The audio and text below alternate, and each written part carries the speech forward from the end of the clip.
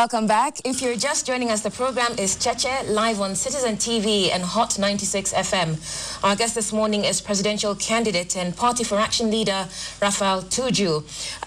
Now, we know that this morning Musalia Mudavadi will be announcing the party he is decamping to. But before the break, I cut David off on a follow-up question about your thoughts on how you, as a President Tuju, would handle the ICC suspects. David? Yeah, actually, the thing, he had mentioned that he'll bring more people into the net. That struck me like interesting. Who are the people, or how big is that net? Well, according to what is in the public domain, is that some 5,000 people had been, were seen to be implicated. The human rights, Kenya human rights dossier had more names. I would pick the big fish in this particular sense. Big fish. Some of the people who are involved, some of the people who are inciting the violence and so forth. Because if we don't want to try them here, or we are not able to try them here, and we're going to try people in The Hague, then for me, I'll put more people into that basket, tell the people in The Hague that, look, you've got 4, but I think we got another 10 we're not able to handle. You didn't try because them we're not handling. Well, if we have not tried them locally, why have we not? But is this thing just about big fish? I mean, the small fish committed crime. That's true. Why is it big fish, big fish, big fish? And we should be about trying. The 5,000, those are not big fish. That's why I think there's a failure in terms of our prosecution mechanism. We should have prosecuted those people. Okay, there's a lot of support coming in from our viewers who are texting in. There's one from Judy in Thika, let's vote Tuju. Leonard in Meru, Mr. Tuju is a performer. He lost in Rarieda because of Honorable Riley's political patronage in Nyanza, which also happened to Orengo and Anyang Nyong'o. In the past, he is fit to do his best, but Luos do spoil it. They do think of Raila not knowing that he's close to his 70s. So, quite a bit of support, and it seems to be, spread out across the country. Someone tells you, Rafa, go for it everywhere, including Macha, Makueni, Mwingi Kitui, and Masinga, and that's Richard from Mananja. But of course, we know that this is a crowded race. And this morning, one of the favorites, to make it to State House, Musalia Mudavadi, the Deputy Prime Minister, is announcing the party that he will be campaigning for the presidency on. How does that affect your chances? I welcome his entry into the race because I think it increases the choice that Kenyans have as to who they can elect to go to State House. It's like having a buffet, and Kenyans will be able to pick who is the best. Interesting that you're saying that I've got some support on the communication that is coming in. I hope it will be more than 1% when you finally calculate the type of people who have responded. But I think that I welcome the candidacy of Honorable Mudavadi, and I welcome the candidacy of any other Kenyan. No, you see, there's a problem. We must have a situation in which anybody who feels that they have something to offer, they should be able to come forward. That's why I welcome the candidacy of Ele Kiapi. I welcome the candidacy of Peter Kenneth. I welcome the candidacy of virtually everyone who declares that they want to be president. Let Kenyans decide. Actually, one viewer said they would vote for you and Ole Kiapi, Mr. Ole Kiapi, with their eyes closed. But another has asked, do you take responsibility for the violence in Kisumu when you went to launch your party? And I think that happened about 2 months ago. And in fact, I think you went there wearing a helmet. Yes. Yes. Well, the helmet... You're not quite welcome in Kisumu, are you? No, the helmet was a joke. I think I got very good reception the second time I went to Kisumu. And I thank the people of Kisumu for the kind of reception that they gave me. The helmet was a joke. And you have to have some sense of humor in the political arena. And that is so great. Yes. Okay, just in terms of strategy, Rafael, listen to this.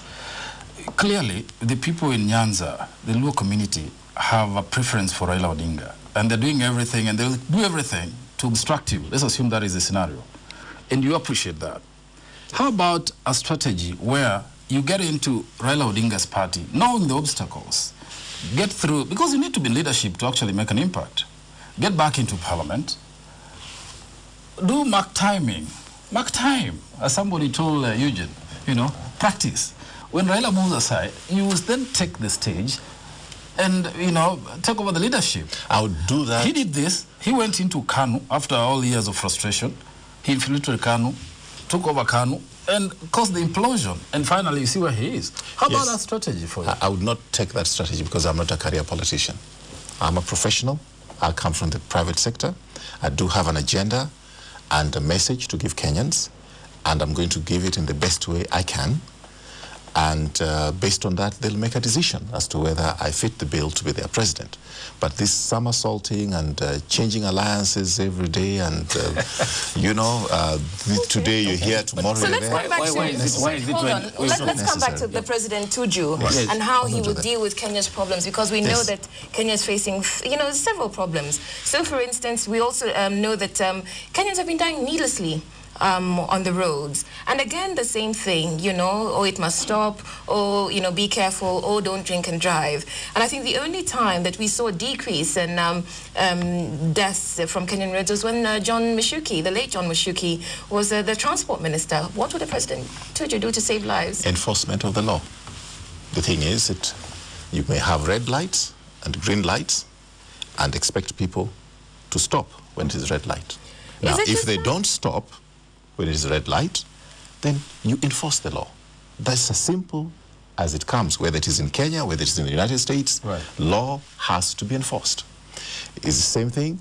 You exceed the speed limit, you are charged for it. Okay. So by enforcing the law, you overload your vehicle, you're charged for it. Your vehicle is defective, you're charged for it. And that's I'm one glad aspect of it. You're alluding to... I'm going to jump in. That's one aspect of it. But we know we have this new Thika superhighway, which has no signage, whatever's being put up, the little that's being put up is vandalized. We know that the traffic police headquarters are on Thika Road. Nothing happens. I think the situation prevailing in Thika Road is one of the evidence of just how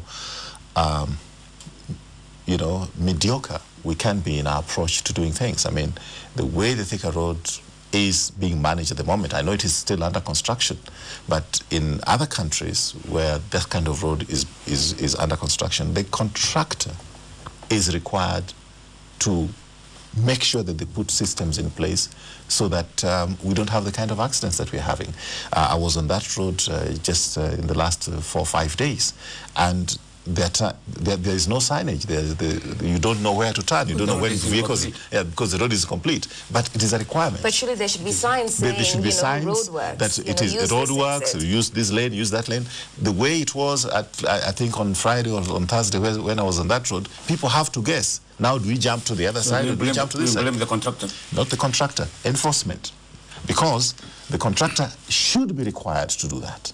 And if he doesn't do it, they should be fined.